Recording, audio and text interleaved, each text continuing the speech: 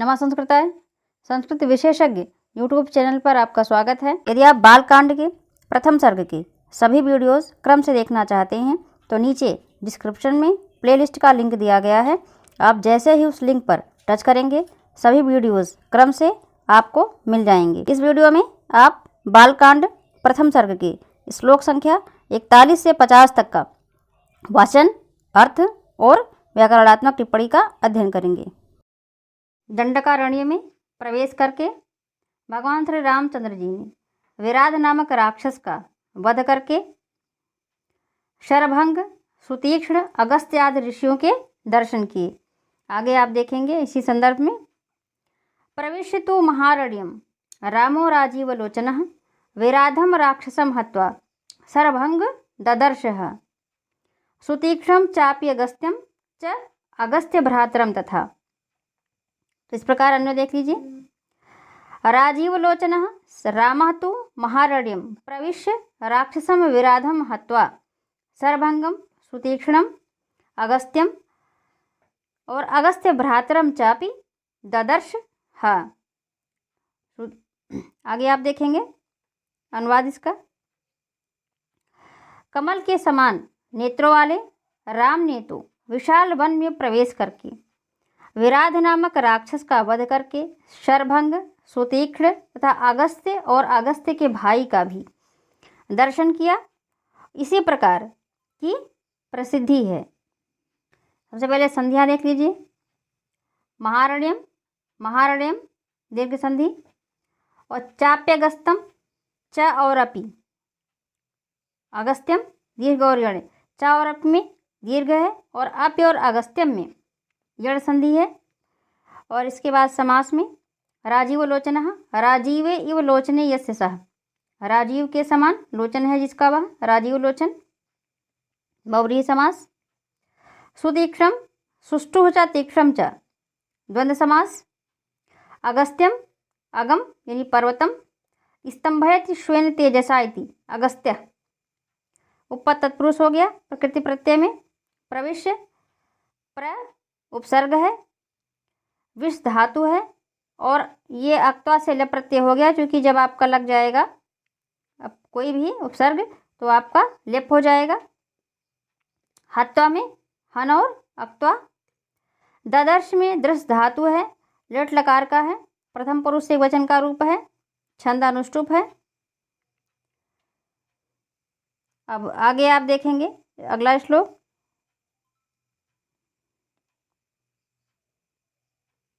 भगवान राम ने अगस्त्य मुनि के कथनानुसार धनुष, तलवार और अक्षय बाणों से युक्त 2 तरकसों को ग्रहण किया। अगस्त्य वचनाच्चैव जग्रहाइन्द्रं शरासनं खड्गं च परम प्रीतः तूणीं चाक्षय सायकौ। तो अन्य देख लीजिए। ततः परम प्रीतः अगस्त्य वचनात् एव ऐन्द्रं शरासनं खड्गम अक्षय सायकौ तूड़ी च जग्राह। अब आगे आप देखेंगे हिंदी अनुवाद। हिंदी अनुवाद में अत्यंत प्रसन्न होकर भगवान राम ने अगस्त्य मुनि के वचनानुसार ही इंद्रधनुष, तलवार तथा अक्षय बाणों से परिपूर्ण 2 तूड़ीरों को ग्रहण किया। अब जो है आप देखेंगे व्याकरणात्मक टिप्पणी। तो व्याकरणात्मक टिप्पणी में आप सबसे पहले देखेंगे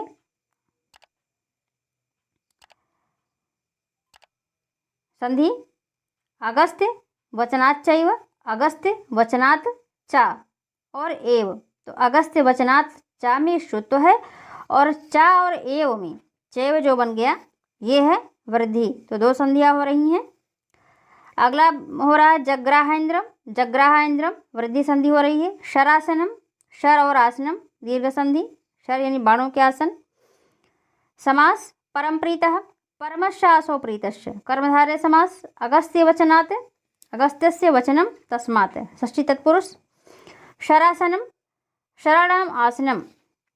अब प्रकृति प्रत्यय में देख लीजिए। प्रीतः, प्री जो है आपका धातु है और रक्त प्रत्यय है, पुलिंग का है, प्रथमा एक वचन। ऐन्द्रम इंद्रस्य इदम, ऐन्द्रम और इंद्र से अण प्रत्यय लगा के बना है ऐन्द्रम।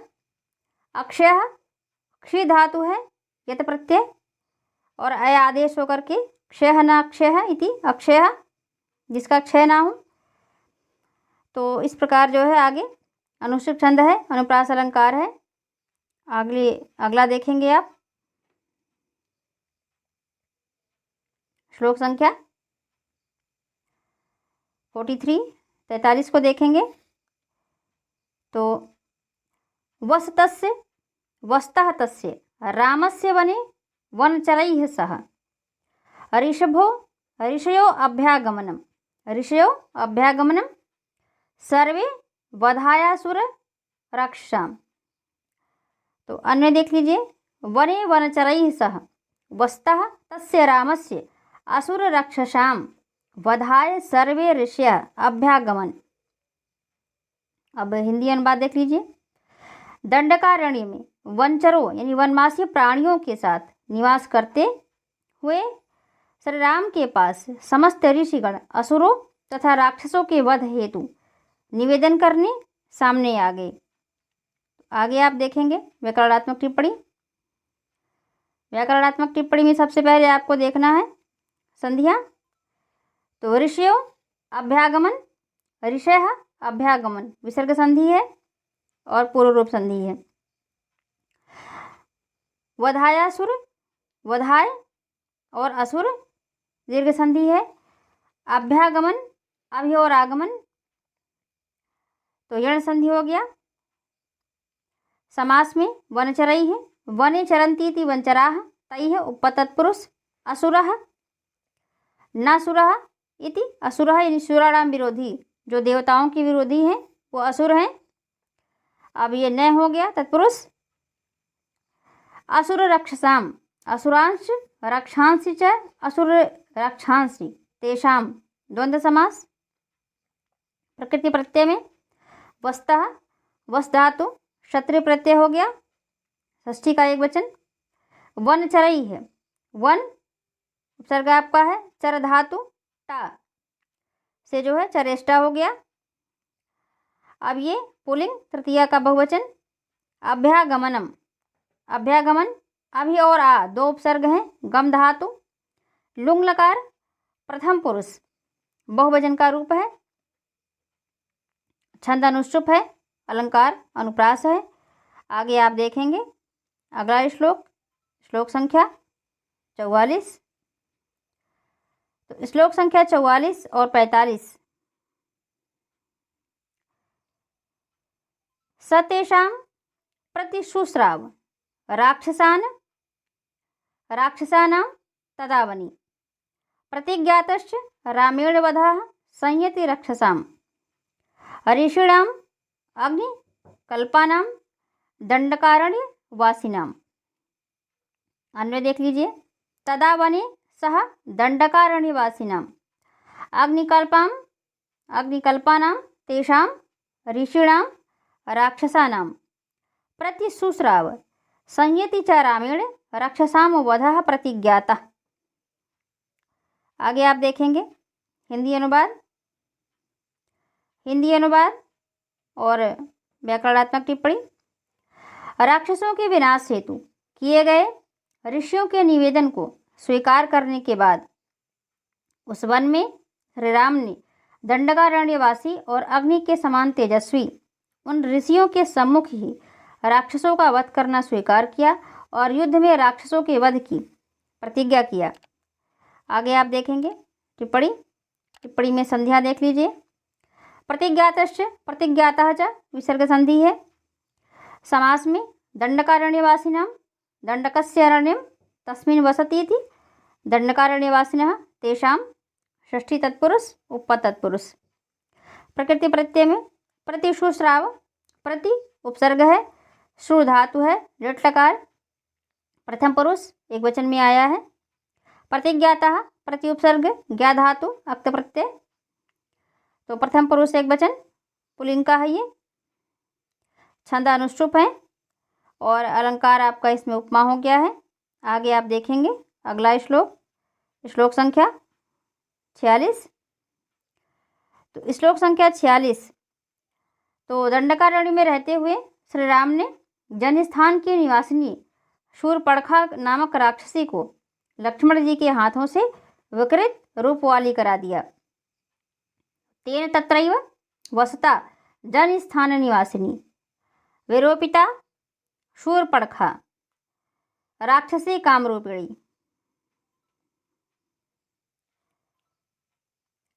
तत्र एव वसता तेन जनस्थान निवासिनी कामरूपिणी राक्षसी शूर्पणखा विरोपिता। आगे आप इसका हिंदी अनुवाद देखेंगे और व्याकरणात्मक टिप्पणी देखेंगे। तो हिंदी अनुवाद, वहीं दंडकारण्य में निवास करते हुए रहते हुए उन श्री राम ने जनस्थान, ये दंडकारण्य का एक भाग जनस्थान है, तो में निवास करने वाली स्वेच्छा से रूप धारण करने वाली शूर्पणखा नामक राक्षसी को विकृत रूप वाली बना दिया। तो इस प्रकार आप आगे इसकी टिप्पणी देख लीजिए। सबसे पहले संधियां हैं तत्रैव, तत्र और एव वृद्धि संधि है। समास में जनस्थान निवासिनी जनाः तिष्ठन्ति अस्मिन् स्थानेति जनस्थान और तत्र निवसितुं शीलाम अस्या इति उपपद तत्पुरुष। शूर्पणखा शूर्पाणि नखाः यस्य सा, जिसके पास सूप जैसे नख हैं वो शूर्पणखा है, वह बहुव्रीहि समास। अब प्रकृति प्रत्यय निवासिनी नी उपसर्ग पूर्वक वस धातु अड़िनी हुआ है और नीप स्त्री प्रत्यय है ये। तो आगे आप देखेंगे वस्ता में वस धातु क्षत्रिय प्रत्यय पुल्लिंग तृतीया का एक वचन, और इसके बाद जो है आपका है कामरूपिणी, कामरूप और इनी नीप स्त्री प्रत्यय आया है, यह है प्रथमा का एक वचन। विरोपिता विरूप इतच और टाप दो स्त्री प्रत्यय लगे हैं। शूर्पणखा शूर्पणख और टाप ये भी स्त्री प्रत्यय है। अगला आप देखेंगे और इसमें छंदानुष्टुप अलंकार माँ है। अगला आप 47 देखेंगे। लक्ष्मण के हाथों से कुरूप बना दी गई शूर्पणखा द्वारा प्रेरित और युद्ध के लिए उद्यत खर दूषण त्रिशरा एवं उसके अनुयायियों को श्री राम ने युद्ध में मार डाला। तो ये खर दूषण त्रिशरा और जो है ये शूर्पणखा के द्वारा प्रेरित किए गए।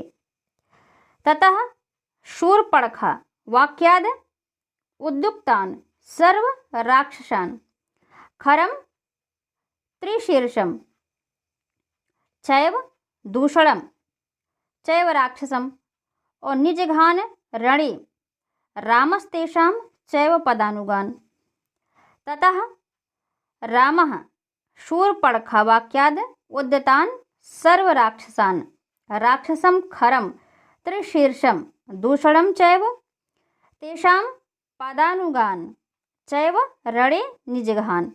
आगे आप देखेंगे हिंदी अनुवाद और इसका व्याकरणात्मक टिप्पणी। शूर्पणखा को विकृत रूप वाली करने के पश्चात भगवान श्री राम ने शूर्पणखा के वचनों से प्रेरित किए गए सभी राक्षसों तथा खर त्रिशिरा एवं दूषण नामक विशेष जो है राक्षसों तथा उनके पदानुयायियों को युद्ध में मार डाला। मतलब जो उनके पद का अनुसरण करने वाले थे, जो उन्हीं प्रकार का आचरण करने वाले थे। आगे आप देखेंगे व्याकरणात्मक टिप्पणी इसकी। तो संध्या देख लीजिए। उद्युक्तान उत युक्तान जशत्व संधि, पदानुगान पद और अनुगान दीर्घ संधि।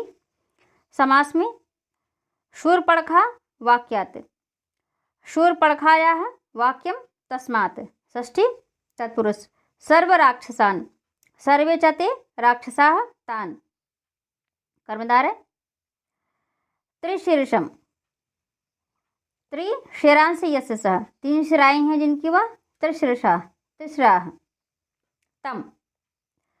आगे प्रकृति प्रत्यय में है निजघान नी और हन धातु है, नी उपसर्ग है, हन धातु है, लिट लकार प्रथम पुरुष एक वचन का रूप है, और अनुगान अनु उपसर्ग है, गम धातु, डा अनुड पुल्लिंग द्वितीया बहुवचन, अनुष्टुप छंद है, और अलंकार जो है उपमा है। आगे आप अगला देखेंगे श्लोक संख्या 48। उसी जो है दंडकारण्य में रहते हुए श्री राम ने 14,000 राक्षसों का वध किया। तो आगे इसमें देखेंगे आप, वने तस्मिन निवस्ता जन स्थानी निवासिनाम, जन स्थान निवासिनाम, और राक्षसाम निहतान्यासन सहस्राणि चतुर्दश। तो इस प्रकार आप अन्वय देखेंगे। अस्मिन तस्मिन वने निवस्ता तेन रामेण जन स्थान निवासिनां राक्षसां 14 सहस्राणि निहतानि आसन। तो उस दंडकारण्य में निवास करते हुए भगवान श्री राम के द्वारा जन स्थान में रहने वाले 14,000 राक्षस मार डाले गए। अब आपको देखना है टिप्पणी इसकी। तो टिप्पणी में सबसे पहले संधिया देखेंगे। निहतान्यासन, निहतान्यासन यण संधि समास में जन स्थाने निवासिनां जन स्थाने निवसन्ति तेषां उपतत्पुरुष प्रकृति प्रत्यय में निवस्ता निउपसर्ग पूर्वक वस धातु शत्रु प्रत्यय, और तृतीया का एक वचन पुल्लिंग में है, तृतीया का एक वचन निवासिनां निउपसर्ग पूर्वक वस धातु ऋणी षष्ठी का बहुवचन, निहतानि निउपसर्ग पूर्वक हन धातु अक्त प्रत्यय नपुंसक लिंग प्रथमा का बहुवचन, छंद अनुष्टुप है, अलंकार अनुप्रास है, और यहाँ वीर रस की निष्पत्ति हो रही है। आगे आपको देखना है श्लोक संख्या 49 श्लोक संख्या 49 को आप देखेंगे। तो शूर्पणखा की नासिका खंडन और खर दूषण त्रिशरा के साथ 14,000 राक्षसों के वध का समाचार सुनकर क्रुद्ध रावण ने मामा मारीच से सहयोग मांगा। मातुल अर्थात मामा। ततो ज्ञातिवधम श्रुत्वा रावणः क्रोधमूर्छितः सहायं वर्यामास मारीचम नाम राक्षसम। तो ततः ज्ञातिवधम श्रुत्वा क्रोधमूर्छितः रावणः मारीचम नाम राक्षसम सहायं वर्यामास। आगे आप हिंदी अनुवाद देखेंगे और इसके बाद व्याकरणात्मक टिप्पणी देखेंगे।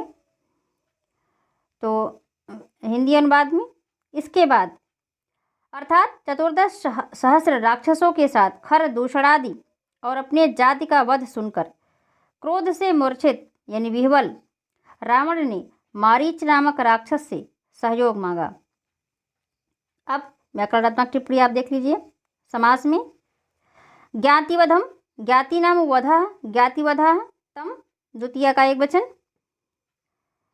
और क्रोध मूर्छित क्रोधेन मूर्छितः तृतीया तत्पुरुष प्रकृति प्रत्यय में रावणः रावयति शब्दायति यानी रोदयति निखिलम जगत और कुकर्म भी इति रु और डिच में लगा है। मूर्छितः मूर्छ और अक्त वर्यामास वरी धातु लिट लकार प्रथम पुरुष एक वचन में आया है। छंद अनुष्टुप है, अलंकार अनुप्रास है। आगे आप अगला देखेंगे श्लोक संख्या 50। ताड़कापुत्र मारीच ने रावण को समझाने का प्रयास किया। वार्यमाणः सुबहुषो मारीचेन स रावणः न विरोधो बलवता क्षमो रावण तेन ते। हे रावण, तेन बलवता रामेण सह ते विरोधः न क्षमः इति मारीचेन स रावणः सुबहुषः वार्यमाणः। आगे आप देखेंगे हिंदी अनुवाद। हे रावण, उन बलवान राम के साथ तुम्हारा विरोध करना उचित नहीं। इस प्रकार मारीच के द्वारा वह रावण बहुत बार रोका जा रहा था। आगे आप देखेंगे व्याकरणात्मक टिप्पणी। तो व्याकरणात्मक टिप्पणी में समास जो है तेन बलवता, यहाँ सहयुक्त अप्रधानीय सूत्र से गम्यमान सह के साथ योग में तृतीया का प्रयोग किया गया है। प्रकृति प्रत्यय में वार्यमाणः, वर्यमरणे, यक और शानच पुल्लिंग, प्रथमा एकवचन, छंद अनुष्टुप, अलंकार अनुप्रास हो गया। वीडियो को लाइक करें, अपने मित्रों के साथ शेयर करें, अपने सुझाव कमेंट बॉक्स में दें। ऐसे ही और वीडियोस देखने के लिए चैनल को सब्सक्राइब अवश्य करें और नोटिफिकेशन बेल को ऑल पर रखना ना भूलें। वीडियो देखने के लिए धन्यवाद।